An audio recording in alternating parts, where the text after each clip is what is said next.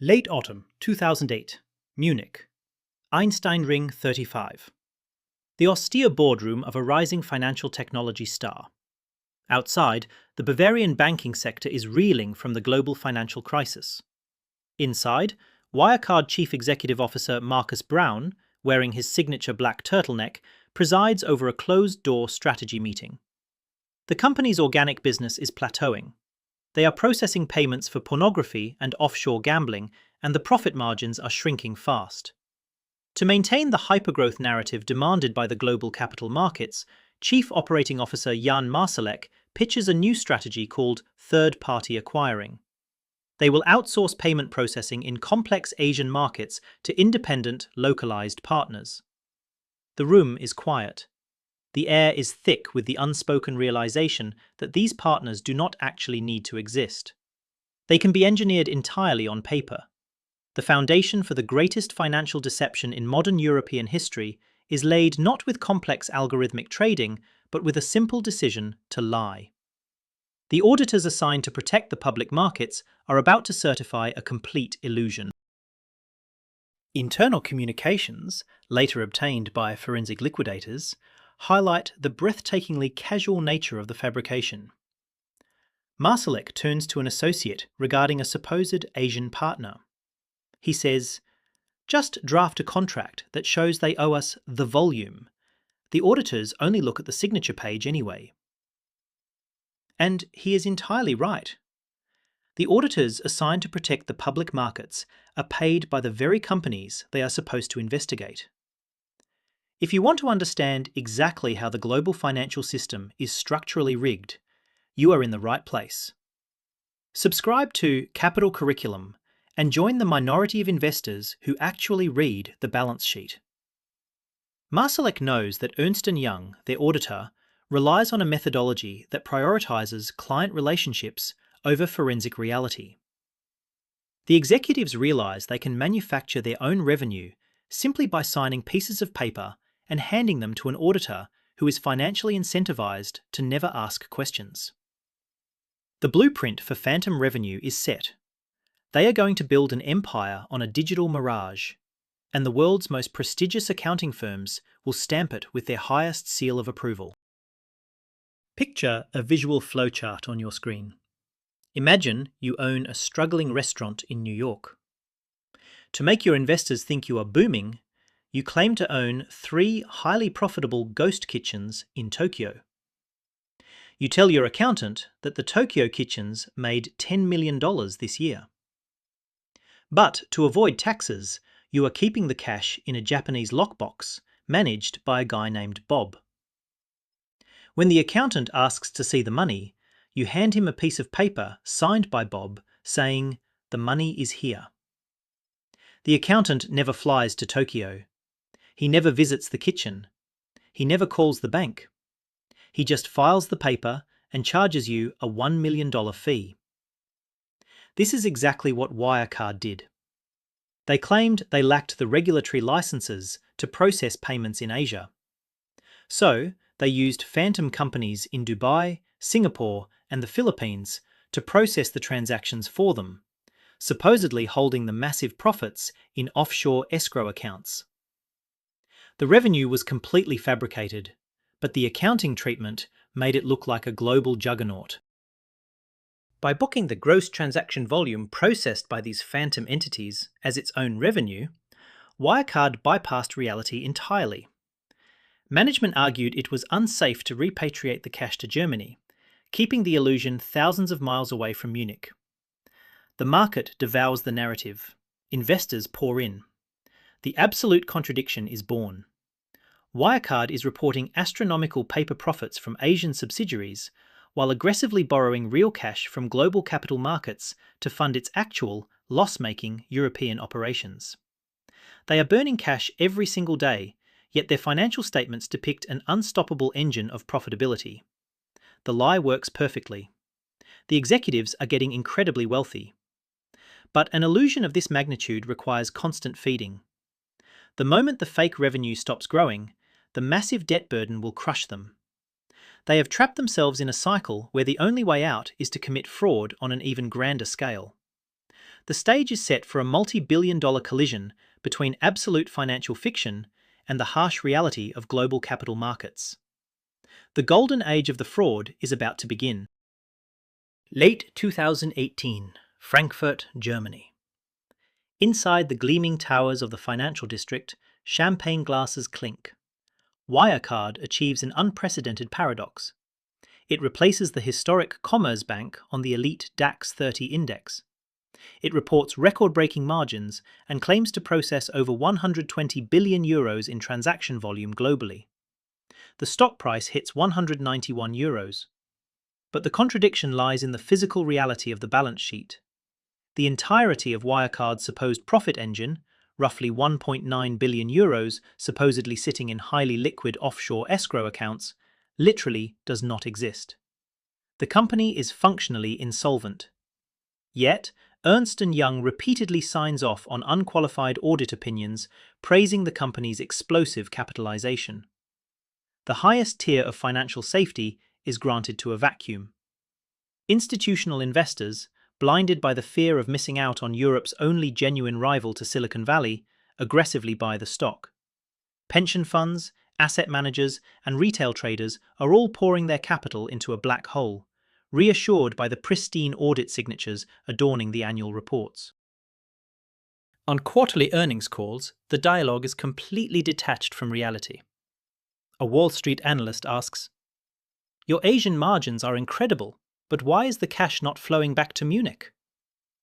Marcus Brown calmly replies, "Our localized structure requires regional capital reserves to fuel our aggressive expansion. The funds are perfectly secure with our trustee partners."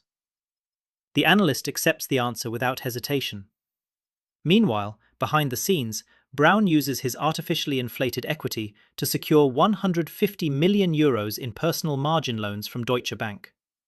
He extracts liquid cash from a paper illusion. Chief Operating Officer Jan Marsalek goes further, siphoning hundreds of millions of actual corporate euros into untraceable offshore shells in Mauritius and the British Virgin Islands. They are looting the ship while the auditors polish the brass. The financial press praises their visionary leadership. Nobody realizes that the real cash keeping the lights on in Munich is coming from continuous bank loans and corporate bond issuances, all secured against the collateral of fake Asian profits. The house of cards is towering, but highly unstable. Visualize a map showing the movement of capital across the globe. The mechanism keeping this golden era alive is massive round tripping. Wirecard borrows real cash from European banks under the guise of purchasing Asian software assets. They transfer 50 million euros to a shadow shell company in Mauritius. That shell transfers the money to another entity in Singapore, secretly controlled by Marsalek. Finally, that exact same 50 million euros is transferred into a bank account in the Philippines. Wirecard points to this account and tells the auditors, "Look, this is the profit from our Asian payment processing." The company is literally manufacturing its own revenue using its own borrowed debt. It is a digital snake eating its own tail. Ernst & Young audits the outflow as a legitimate expense and audits the inflow as legitimate profit. They never connect the two sides of the circle. Because challenging a client that pays millions in recurring annual fees is career suicide for an audit partner. The math is relatively simple, but the incentive structure of the audit industry demands willful blindness. The blind spot is staggering in its sheer scale. Massive institutional players are caught entirely off guard. SoftBank injects 900 million euros via a convertible bond structure just months prior to the collapse. Deutsche Bank's asset management arm is heavily exposed. They all rely on the Ernst & Young seal of approval. But the facade is incredibly fragile.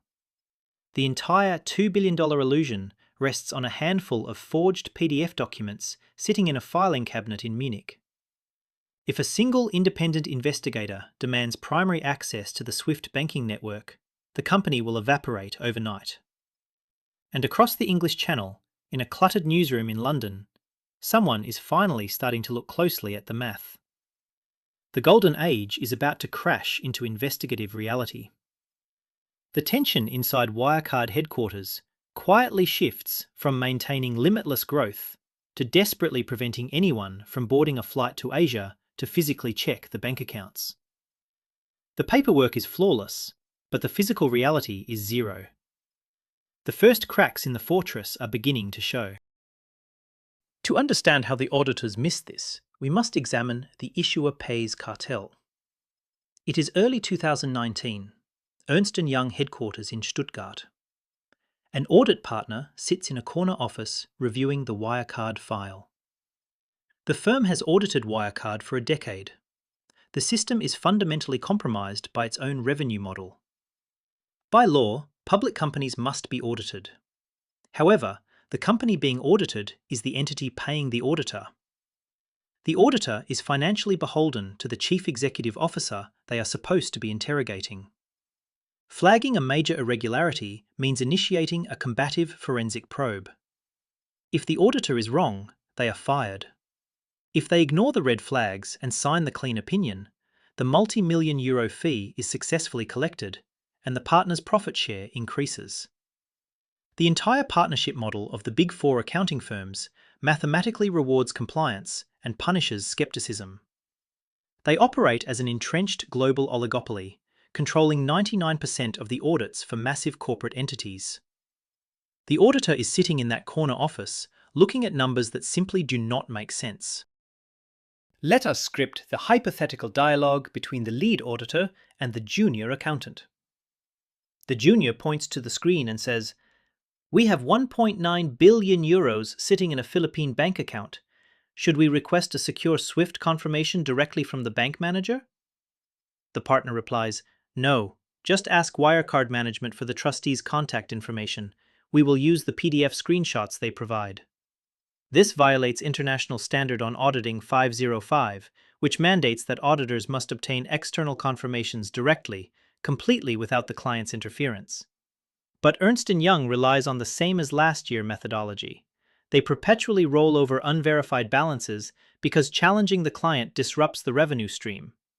The audit is no longer a rigorous forensic investigation. It is a high-priced customer service exercise designed to validate management's narrative. The junior accountant files the forged screenshot into the working papers, and the firm collects another massive check. The system works perfectly for everyone involved, except the retail investors who believe the financial statements reflect reality rather than a negotiated fiction. Imagine a monopoly board on your table. You are secretly stealing money from the bank while the other players look away. You use that stolen cash to buy boardwalk from yourself. You point to the cash sitting on the board and declare to the table, "Look how much rent I collected." The auditor's job is to check where the rent came from. Instead, they just count the cash on the board, congratulate you on your business acumen, and ask if you want to hire them to optimize your tax strategy for the next turn. This is the consulting cross-sell. Audit is increasingly a low-margin loss leader. The real revenue is generated through consulting, tax advisory, and merger due diligence. If you fail a client's audit, you lose the ability to cross-sell tens of millions in other services. This identical dynamic destroyed the United Kingdom construction giant Carillion just a year prior. KPMG audited Carillion for 19 years, collecting £29 million in audit fees, while simultaneously extracting £71 million in lucrative consulting fees. The independence is completely fabricated. The Big Four do not miss these frauds due to mathematical complexity. They miss them because the methodology is structurally engineered to prioritize the client's version of events over independent forensic reality. But there is a strict limit to how long you can forge banking documents before the physical world demands its money back. Wirecard owes €3.2 billion to a syndicate of 15 commercial banks, including Commerzbank and ING.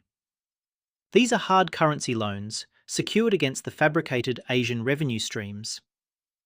The debt is terrifyingly real, even if the cash is not. The clock is ticking. The executives know they are exactly one margin call away from prison. The cartel can only protect them as long as the market remains perfectly quiet. But the silence is about to be shattered by an external force that the auditors cannot control and the regulator cannot intimidate. A journalist is looking at the exact same public data the auditors had for 10 years and drawing an entirely different conclusion. The war between reality and the balance sheet begins now. January 30, 2019. The Financial Times newsroom, Bracken House, London. Fluorescent lights hum over the cluttered desk of investigative journalist Dan McCrum. Screens display Wirecard's stock ticker. McCrum hits publish on a devastating exposé titled House of Wirecard. The article details exactly how the Singapore office uses round-tripping to forge software contracts. The immediate reaction is violent. Alarms ring on the trading floors across Europe as Wirecard's stock plummets. Billions of euros in market capitalization begin to vaporize in real time. But the counterattack is swift, and it comes from the most unlikely of places. In Frankfurt, bureaucrats at BaFin, the German financial regulator, are infuriated. They are not angry at Wirecard, they are angry at the journalist. The BaFin officers are tense, with phones ringing off the hook from powerful politicians demanding the immediate protection of Germany's only national technology champion. The entire state apparatus mobilizes to defend the illusion. The watchdog is actively attacking the whistleblower, creating an unprecedented shield of impunity around a company that is actively committing mass financial fraud. The dialogue between the regulator and the market is unprecedented in modern European history. The BaFin press office issues a legally binding mandate. They declare, "We are banning the short selling of Wirecard stock. Its importance for the economy is too great, and the massive slump in the share price poses a risk to market confidence." The regulator then formally files a criminal complaint against Dan McCrum and the Financial Times. They choose to aggressively prosecute the whistleblowers to protect the fraud. Inside Wirecard headquarters, the executives are emboldened. They release furious statements threatening severe legal action against anyone who questions their Asian operations. Ernst & Young stands by their client, issuing statements supporting the absolute integrity of the financial records. The issuer pays Cartel and the national regulator have locked arms to crush the truth. It is a masterclass in institutional gaslighting, forcing the entire global financial sector to pretend the emperor is fully clothed. Analysts who dare to downgrade the stock are frozen out of earnings calls. The market is legally mandated to believe the lie. By legally banning short selling, the German government physically blocked the market's immune system from functioning. Short sellers are the natural predators of corporate fraud. They spend millions investigating balance sheets because they profit directly from exposing lies. BaFin neutralized this threat, artificially propping up the stock price and allowing Markus Braun to avoid the margin calls that would have immediately liquidated his position. But the noise is getting too loud. The supervisory board of Wirecard, terrified of massive personal liability, forces management to hire KPMG for an independent, special forensic audit. KPMG operates under an entirely different mandate. They are not looking for a recurring fee. They are looking for the exact digital clearing codes of the offshore bank accounts. The comfortable arrangement between Wirecard and its traditional auditors is instantly shattered. KPMG demands primary, unfiltered access to the SWIFT banking network. They refuse to accept printed PDFs. An arrow points from Munich to Manila on the map.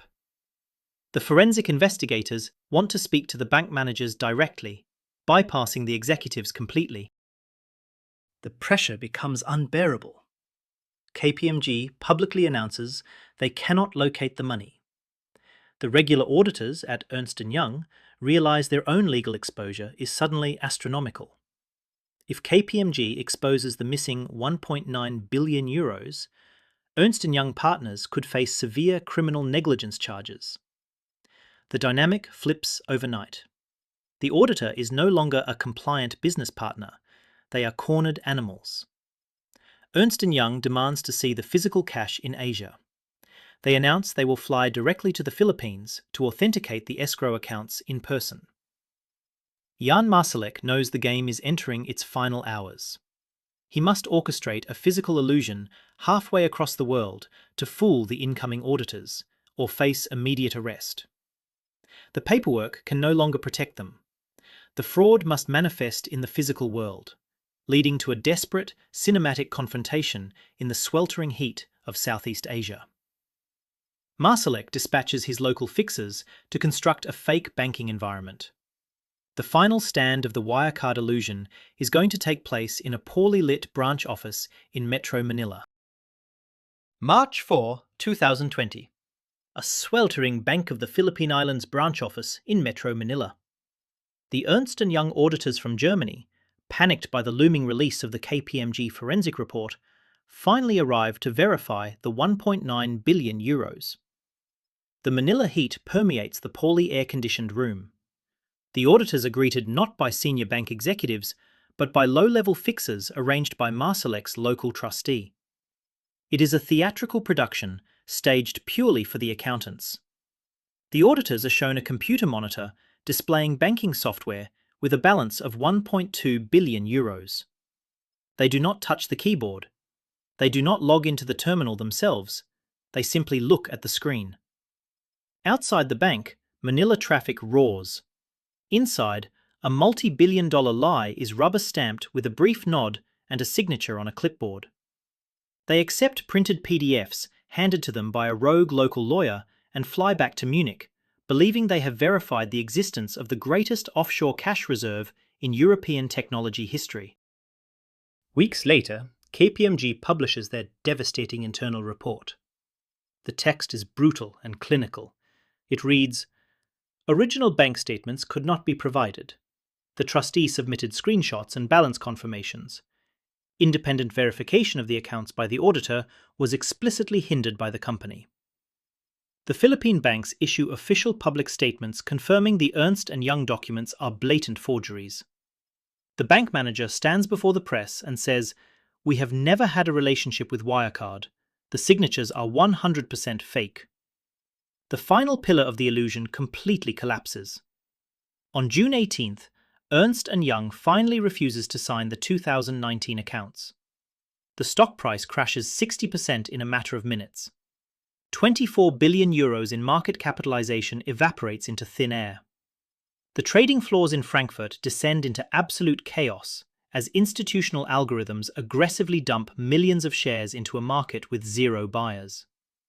The auditors who defended the company for a decade are suddenly scrambling to distance themselves from the radioactive crater they helped build. Down in the basement of Wirecard headquarters in Aschheim, the scene turns desperate. Commercial paper shredders run continuously.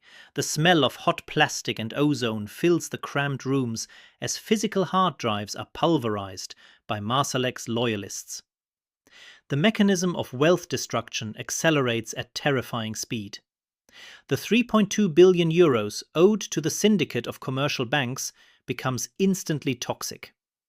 Deutsche Bank, Commerzbank and LBBW realize their collateral is completely worthless. SoftBank's 900 million euro convertible bond is effectively reduced to zero. The cash never existed, but the losses are incredibly real. The executives who extracted hundreds of millions via margin loans and offshore transfers are the only ones holding actual liquidity. The system functioned perfectly as a wealth extraction machine, moving legitimate capital from public pension funds into the private offshore accounts of the architects. Every single check and balance failed simultaneously. The banks failed to check the collateral. The regulators failed to protect the market. And the auditors failed to execute the most basic principles of double-entry bookkeeping. June 19, 2020. The tarmac at Bad Voslau airfield in Austria is wet from a light rain. Jan Marsalek sits in the back of an Audi A8, racing toward a chartered private Cessna. He carries a backpack containing millions in crypto cold wallets and highly classified European intelligence dossiers. In a frantic final message to an associate before his phone goes dark, he writes, "I am going to a place where they will not look for me. The game is over, but the money is safe." He is smuggled into Moscow under the protection of Russian military intelligence. Back in Munich, CEO Marcus Braun posts a final video to investors, his face pale and eyes hollow. He says, "It cannot be ruled out that Wirecard has become the aggrieved party in a case of fraud." Shortly after, he is arrested by heavily armed police. The fugitive architect vanishes into the shadow networks of Eastern Europe, leaving behind the smouldering wreckage of Germany's greatest financial disaster. But the institutions that enabled them are already drafting their defense. June 25, 2020. Ernst & Young, Germany headquarters in Stuttgart. Wirecard officially files for insolvency. Inside the glass-clad high-rise, senior partners are barricaded in emergency crisis meetings with high-priced defense lawyers. The atmosphere is highly toxic, a potent mix of defensive arrogance and visceral terror. Partner profit sharing is immediately threatened. Audit work papers from 2015 to 2018 are frantically reviewed, revealing glaring elementary omissions. The realization sets in. They relied entirely on the word of a company paying them tens of millions in fees. But the firm cannot admit systemic failure. They must frame themselves as victims of a highly sophisticated plot. An internal partner memo leaked during the subsequent parliamentary inquiry exposes their exact strategy. The memo reads, "Even the most robust and expanded audit procedures cannot guarantee the detection of a collusive fraud of this unprecedented scale. We were completely deceived. The people paid millions of euros to detect fraud are publicly claiming that detecting fraud is an impossible task. The liability shield is deployed to protect the cartel. The fallout decimates the credibility of the entire European financial establishment. Over 20 billion euros in retail and institutional capital is completely destroyed. Felix Hufeld, the president of BaFin, is forced to resign in absolute disgrace. It is revealed that BaFin employees were actively day trading Wirecard stock while simultaneously filing criminal complaints against the journalists attempting to expose the fraud. The German auditor oversight body launches a criminal probe into the Ernst & Young partners. They fine the firm €500,000 and ban it from taking on new public interest audits for 2 years. It is an absolute slap on the wrist relative to the multi-billion-dollar destruction, perfectly illustrating the entrenched protection of the Big Four cartel. They lose major domestic clients like Commerzbank, but the firm itself survives.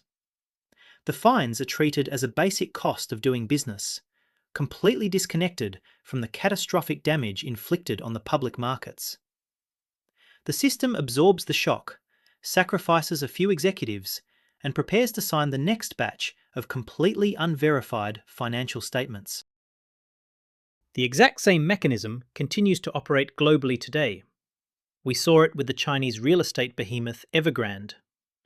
PricewaterhouseCoopers audited Evergrande for 14 years, signing off on the accounts while the developer accumulated $300 billion in hidden debt. PricewaterhouseCoopers was paid over $40 million in fees to look the other way while Evergrande capitalized interest expenses to hide its insolvency. The legislative responses to these massive frauds are entirely cosmetic. Regulators mandate that a company must rotate its lead audit partner every 5 years. But the company can retain the exact same firm. When an outgoing partner leaves, the incoming partner relies on the previous working papers, maintaining the exact same systemic biases. The illusion of reform is broadcast to the public on financial news networks, while the underlying financial architecture of the issuer pays conflict remains completely untouched and highly profitable. The Big Four continue to act as a rubber stamp for corporate narratives, protected by a legal framework that treats their failure as an unfortunate anomaly rather than a core business model. Today, this identical mechanism is being aggressively exploited in the realm of private credit and environmental, social, and governance auditing. Corporations and private equity firms hold trillions of dollars in illiquid, hard-to-value Level 3 assets. Because there is no public market price, management dictates the valuation models. The Big Four auditors continue to rely on management representations to verify these multi-billion-dollar valuations, exactly as they relied on Wirecard's management for the Asian escrow accounts. Without strict, standardized forensic parameters, environmental and social auditing is the ultimate manifestation of the issuer pays grift. The auditors invent the metrics and then charge millions to certify them. The conflict of interest remains perfectly intact, operating under the full protection of regulatory capture. The next Wirecard is already being audited right now, sitting quietly in the portfolio of your pension fund. Protect yourself by understanding the actual mechanics of the game and subscribe to Capital Curriculum to stay one step ahead of the cartel. The math is never as complex as the institutions want you to believe. It always comes down to who is paying the bill.